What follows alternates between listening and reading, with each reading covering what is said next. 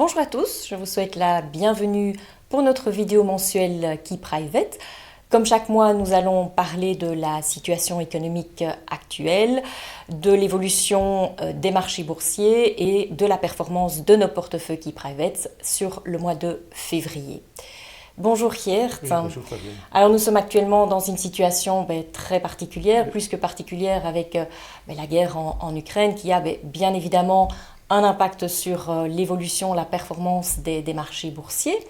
Alors ce que l'on observe, c'est deux grandes tendances. La première, c'est un retournement de la tendance au niveau des principaux indices boursiers. Oui.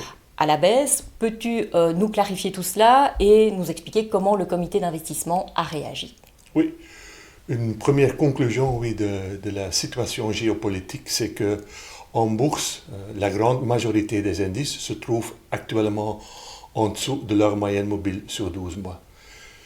Je me répète un peu, mais pour le comité d'investissement, l'évolution des indices boursiers vis-à-vis leur moyenne mobile sur 12 mois est un indicateur important pour avoir une vue sur la tendance boursière. Donc, aujourd'hui, qu'est-ce qu'on constate? D'abord, en Europe, l'indice de référence pour les investissements en actions européennes, c'est l'indice MSCI Europe. Oui, sur le graphique, vous constatez que actuellement, nous nous trouvons en dessous de la moyenne mobile sur 12 mois. Donc, voilà un signal pour réduire l'exposition aux actions européennes. Mais c'est une conclusion qu'on peut tirer quand on regarde tous les indices internationaux. Parce qu'aussi aux États-Unis, ici, on voit le Nasdaq. Le Nasdaq, c'est l'indice de référence pour les investissements, surtout dans les actions du secteur de la technologie. Aux États-Unis, là aussi, un signal pour réduire le risque. Et de nouveau aussi pour les pays émergents. Donc aujourd'hui, qu'est-ce qu'on constate? La grande majorité des indices se trouvent en dessous de la moyenne mobile sur 12 mois. Et de cette façon, le comité d'investissement de Key Private a réagi et a réduit l'exposition aux actions dans nos portefeuilles. Nous avons augmenté le niveau de liquidité de 5% à 20%. On a réduit l'exposition au tracker MSCI World avec 10% et on a réduit avec 5% notre exposition sur les actions européennes, Fabienne. Donc ceci, c'est la première tendance. Alors comme nous observons aussi une deuxième tendance qui est le prix de l'or qui se maintient bien. Alors on le sait, c'est logique parce qu'on sait que l'or a son statut de valeur refuge. Alors on pourrait se poser la question, et on a eu la question de certains clients, pourquoi l'or n'est pas intégré dans les portefeuilles Key Private? Quelle en est la raison? Oui, donc d'abord, oui. Le prix de l'or performe très très bien en 2022. Vous le constatez sur le graphique. L'or, comme toujours, est considéré comme une valeur de refuge. Et donc, avec les tensions géopolitiques, il est clair que beaucoup des investisseurs ont acheté de l'or pour leur portefeuille. Key Private, pour nos portefeuilles Key Private, nous conservons notre position dans les métaux industriels. Là aussi, on voit que beaucoup des investisseurs achètent les métaux industriels parce que le cuivre, le zinc, l'aluminium, la Russie est quand même un producteur important pour ces matières premières et de cette façon, ce tracker performe aussi très très bien et c'est la raison principale pour laquelle nous conservons notre position. Aussi, quand on compare depuis le début de cette année la performance de l'or et les métaux industriels, qu'est-ce qu'on constate à la fin de février 2022?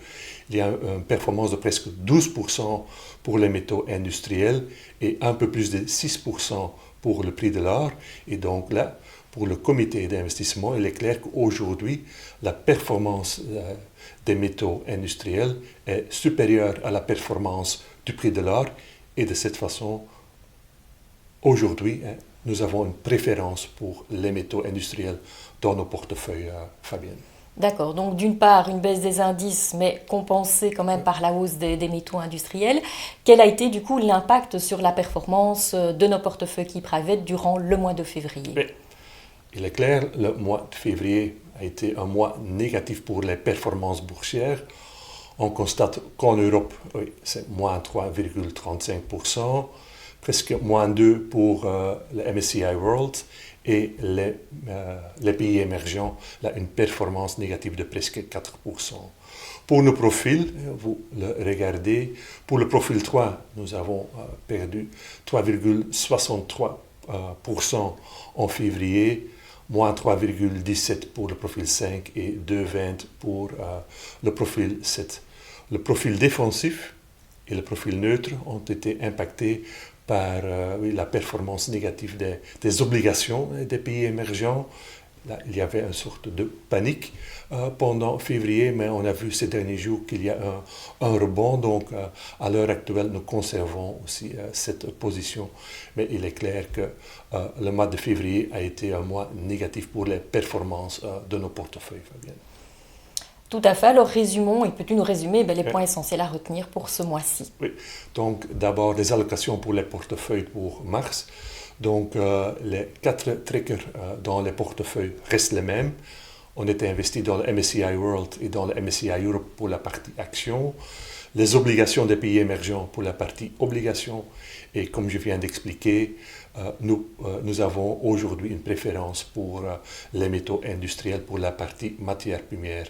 Mais, vous le voyez, le cash éteint, les liquidités sont à 20%, donc nous avons réduit l'exposition aux trackers MSCI World et MSCI Europe, donc nous sommes un peu sous-investis en actions actuellement, et aussi pour le profil 7, donc 25% dans le MSCI World, 25% dans le MSCI Europe et le cash de nouveau à 20%. Donc voilà les conclusions.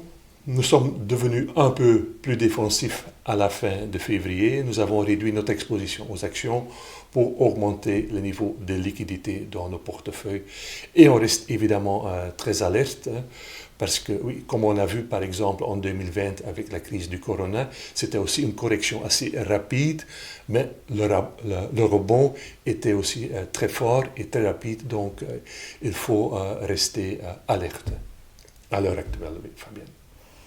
Voyons maintenant notre tableau des performances nettes mises à jour avec l'impact de la baisse du mois de février. Oui, donc oui, à la fin de février, oui, pour le profil 3, le profil 5, nous avons perdu en performance nette moins 5,60%.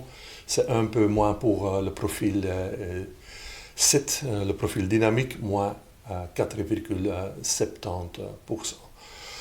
Des rendements cumulés depuis le début pour un profil 5, profil 7, oui, de 13 à 23%. Donc, nous restons quand même assez confortables avec ces performances. Donc, voyons les performances à la fin de mars 2022, Fabien.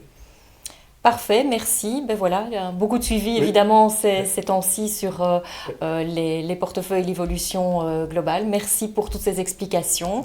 Nous vous donnons rendez-vous début du mois d'avril pour notre prochaine vidéo mensuelle. Merci pour votre attention.